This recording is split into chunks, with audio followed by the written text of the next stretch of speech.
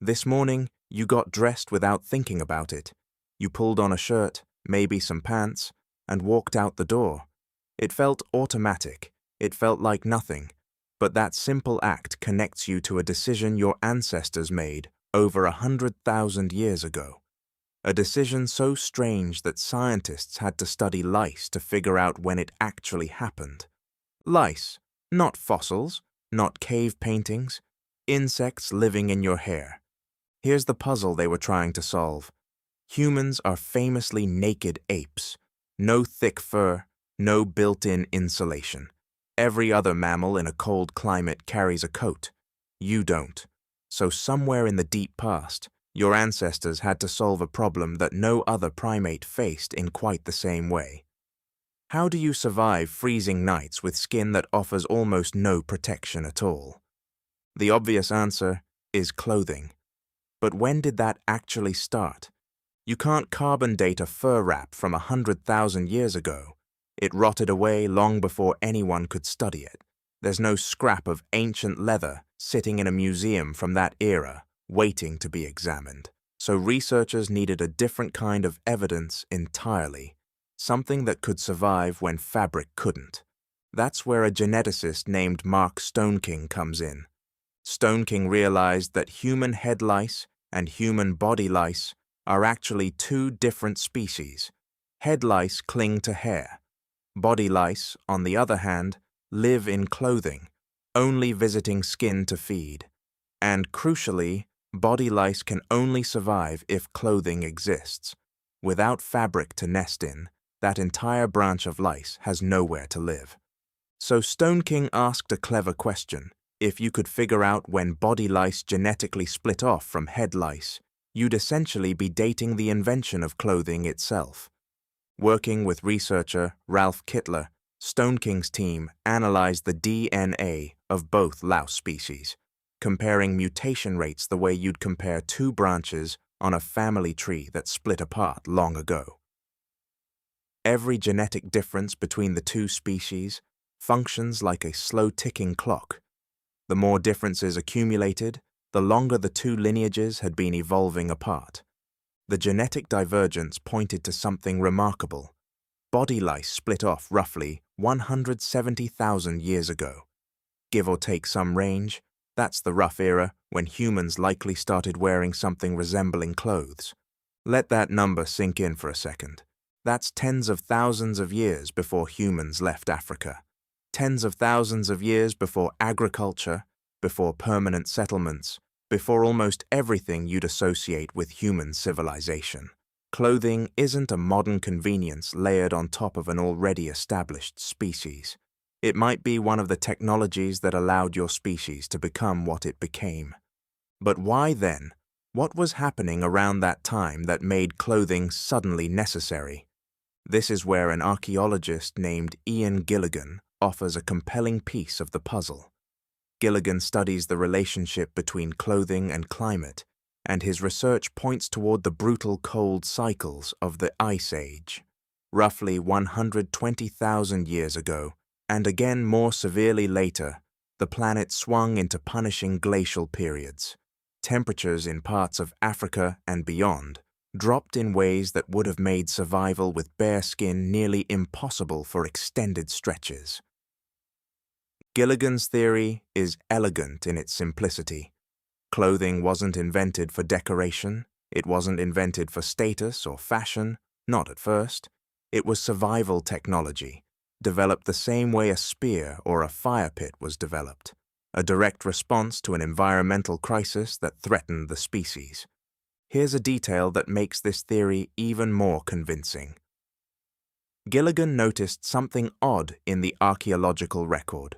Stone scrapers, the kind of tools used to prepare animal hides, show up in dramatically higher numbers during known cold periods and drop off sharply during warmer interglacial stretches.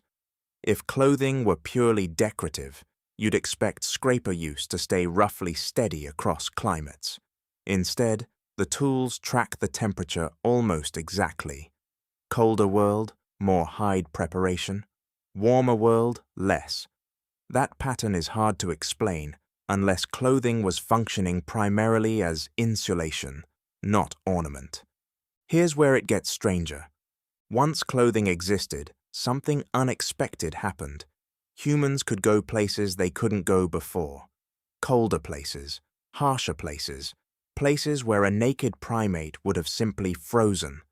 Some researchers argue that clothing may have been one of the key technologies that allowed modern humans to eventually migrate out of Africa and into Europe and Asia, regions with winters that no unclothed primate could survive. Think about that for a moment. A piece of animal hide wrapped around a shoulder may have quietly reshaped the entire migration pattern of the human species. And this raises an interesting comparison. Neanderthals also lived through brutal Ice Age winters across Europe, long before modern humans arrived there. For years, researchers debated why Neanderthals, despite their obvious cold weather adaptations, seemed to struggle in the harshest glacial periods in ways that incoming modern humans didn't. Some archaeologists now suspect the difference wasn't intelligence or physical toughness. It may have come down to clothing technology. Evidence suggests Neanderthals used simple draped hides, while modern humans arriving in the same regions were producing fitted sewn garments using bone needles and sinew thread. A better tailored coat may have been a genuine survival advantage, one species pitted against a brutal climate, with a superior piece of technology wrapped around its shoulders. You might assume early clothing was crude regardless. Simple hides thrown over the body, nothing more. But archaeological evidence tells a different story. Bone needles, some dating back over 40,000 years, show signs of careful fitted construction. These weren't just capes. They were tailored garments, designed with intention, meant to trap warmth close to the body rather than simply block the wind. That shift from draping to tailoring mattered enormously. A loosely wrapped hide leaks heat. A fitted garment, sewn to fit the contours of the body, holds it in. The difference between those two approaches could mean the difference between surviving a brutal winter and not. So clothing wasn't invented once and left unchanged. It kept evolving. Each improvement meant slightly better odds of survival, slightly more territory a group could occupy, slightly more resilience against a hostile climate. Over tens of thousands of years, that accumulation of small improvements changed where humans could live and how far they could spread. There's another layer to this story that's easy to overlook. Clothing didn't just protect individuals, it protected infants. A newborn human is remarkably helpless compared to the young of almost any other mammal, unable to regulate its own body temperature effectively for months after birth. Some researchers argue that reliable clothing and infant wrapping may have quietly reduced infant mortality in colder climates, allowing bands of early humans to successfully raise children in regions that would otherwise have been nearly unsurvivable for the very young. A technology built to keep adults warm may have had an outsized effect on which children lived long enough to grow up at all. Now here's the modern mirror, the part that connects directly back to what you did this morning without thinking twice. You still choose clothing based on a survival instinct that's older than agriculture.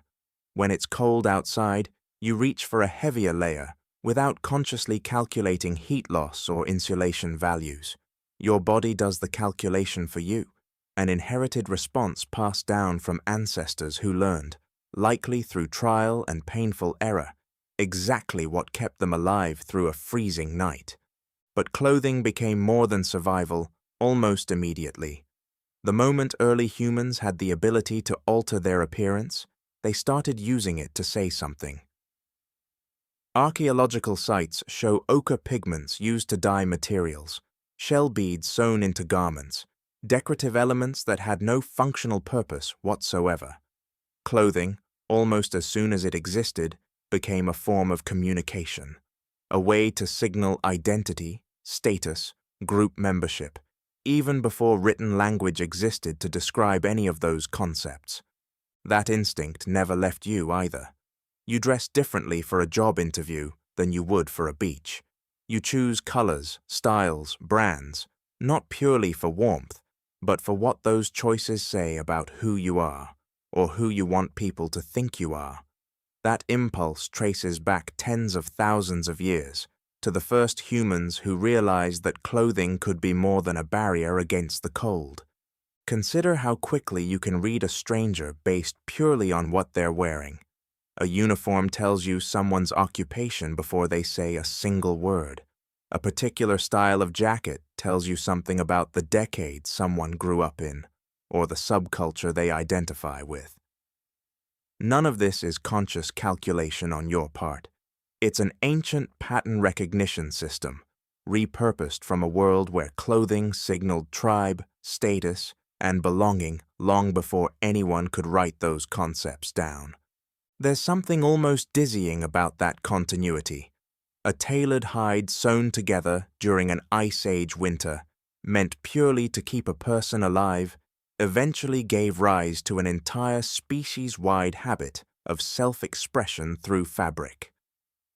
Somewhere between survival and identity, clothing became one of the most universal human behaviors on the planet, present in every documented culture on Earth, in climates as different as the Arctic tundra and the equatorial rainforest.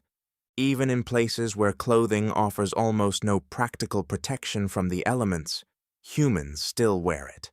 That alone tells you something important. What started as a desperate solution to a freezing world became so deeply woven into human identity that people kept the behavior long after the original emergency had passed.